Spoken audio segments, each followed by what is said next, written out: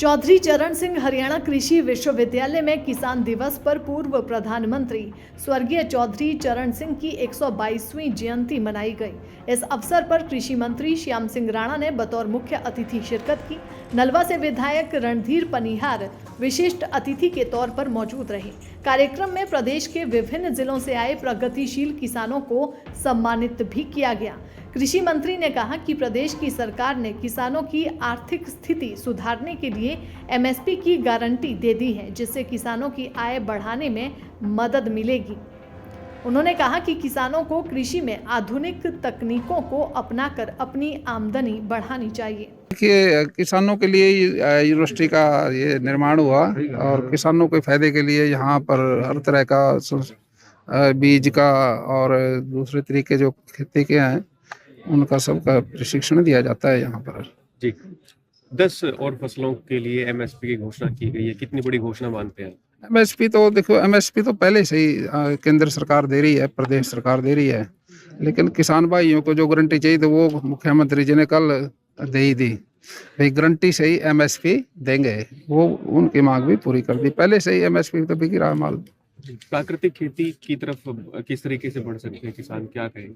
प्राकृतिक खेती की तो जरूरत इसलिए है, अभी देश के अंदर बीमारियां बहुत होने जा रही है। कैंसर जैसी बीमारी है, उसका इलाज भी हो, दवाई से भी हो, और मैं समझता हूँ वो हमारा जो खाना और जो हमारी पैदावार है वो खाद के बिना ही जो पैदा होगा उसमें मदद मिलेगी हेल्थ के अंदर, तो वो उससे निरोग हो जाएगा व्यक्ति, बीमारी कम होगी। जब आदमी कमज़ोर होता है तब बीमारियां लगती हैं। तो कृषि के विभाग की तरफ से कोई नई चीज लेकर आ रहे हैं, जैसे आपके पास अब मंत्रालय है, फिशरी है, पशुपालन है? देखिए, अभी देसी गाय का पहले 20-25 हज़ार था हमारा यहाँ जो सब्सिडी देते थे, अब 30 हज़ार की है। अब इसमें ज़रूरत के मुताबिक हर साल हम किसानों की मदद करते हैं ताकि दूध का उत्पादन भी हो, खेती भी अच्छी रहे। गौपालन की तरफ भी आपका एक इशारा था। हाँ, गौ पालन का यही तो करना, 30 हज़ार किया ना एक गाय का।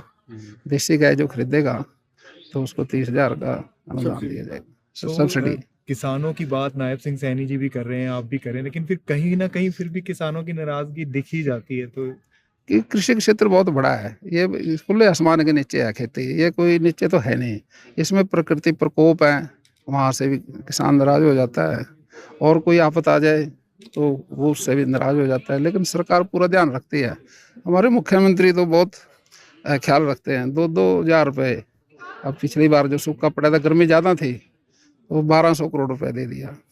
ये तो हमारी सरकार ने 2 किस्तें दे दी उसकी, अभी एक शायद अभी 2-4 दिन में चली जाएगी। तो ये एमएसपी के साथ गारंटी वर्ड लगाने से आपको लगता है कि बात बन जाएगी? अब देखिए, ऐसा हमारे देश में, हमारे प्रदेश कृषि प्रधान देश है, यहाँ पर 2 फसलें हैं ज़्यादा, तीसरा एक गेहूँ और धान, और साथ में बाजरा और सरसों, ये गारंटी के साथ ही बिकते हैं। संशोधन में आप देख लीजिए, सारी मंडियों के अंदर हमारा 72 घंटे में पैसा आ जाता है किसानों का। अब वो भी नहीं, और किसान के खाते में आता है। हमारी जब से सरकार आई, किसान के हित के कार्य कर रही है। पहले जो किसान का माल बिकता था वो आड़ती के खाते में आता था, माल किसी का, खाता किसी का। अब माल जिसका, खाता उसी का। ये इससे किसान खुश है। सर, एक पराली के बारे में आपने जिक्र किया, तो पराली ना जलाएं किसान, किस तरीके से समाधान निकल सकता है? इसमें हमारी सब्सिडी है सरकार की तरफ से, 1,000 रुपया तो हम वैसे देते हैं इसके लिए, पर कुछ हमने 1,08,882 मशीनें सब्सिडी पे दे रखी हैं, और हर बार जो किसान भाई अप्लाई करते हैं तो सब्सिडी पे और दिया जाता है। पराली जो है जलाने के लिए नहीं है, ये तो खेत में खपाने के लिए है। आत्मनिर्भर जी बात एक शब्द है, जैसे भारतवर्ष आत्मनिर्भर बने तो खेत आत्मनिर्भर बने, तो उससे हम अनाज ले लें, बाकी कुछ ना लें, उसको वापस कर दें। जलाए ना, जलाए से तो उसकी और ताकत कमज़ोर हो जाती है। जो हमारे उपज में मदद करते हैं कीटाणु, वो भी जल जाते हैं। तो मैं समझता हूँ भी पराली वो जो कुछ भी हो, खेत का जो वेस्टेज है वो खेत में खपाते रहे, उससे खेत का उत्पादन कायम रहेगा। सर, जो नए जिले बनने थे उसकी कोई कमेटी की मीटिंग कब तक होगी, कब तक नए जिले बन सकते हैं? जी, नए जो डिस्ट्रिक्ट बनने थे, नए जिले का मैं भी उसका मेंबर हूँ। अभी एक मीटिंग होगी, दोबारा फिर होगी।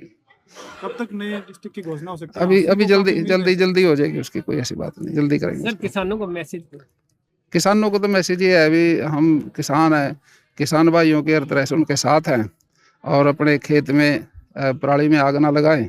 और मैं समझता हूँ कि किसान भाई जहाँ शांति से रहेंगे वो प्रदेश तरक्की करेगा, और जहाँ एजिटेशन आंदोलन होंगे और वहाँ नुकसान होगा, वहाँ विकास का रास्ता थोड़ा कम हो जाएगा। पंजाब के जो इंडस्ट्री के लोग हैं, सेलर वाले हैं, वो बिहार और यूपी की तरफ रुख कर रहे हैं, वो इसीलिए अभी वो परेशान हो गए। तो शांति होना जरूरी है प्रदेश में। दैनिक सवेरा के लिए हिसार से प्रवीण कुमार की रिपोर्ट।